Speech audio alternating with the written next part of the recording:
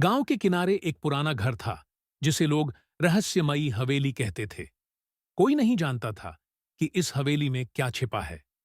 एक रात राजू और उसका दोस्त मोहन हवेली की सच्चाई जानने के लिए अंदर जाने का फैसला करते हैं। जैसे ही दोनों अंदर घुसे, हवेली का दरवाजा अपने आप बंद हो गया।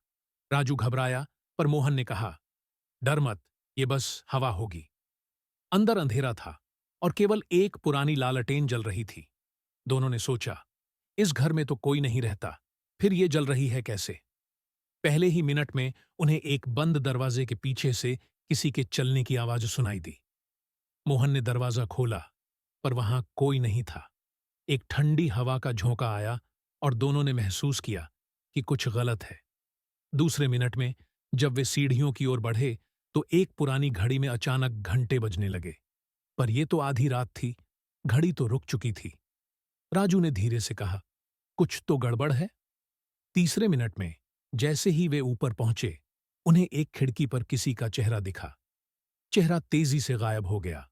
मोहन ने कहा, यह सब हमारी आंखों का धोखा है। लेकिन राजू को अब और शक हो रहा था। चौथे मिनट में एक कमरे के दरवाजे पर पुराने खून के निशान थे।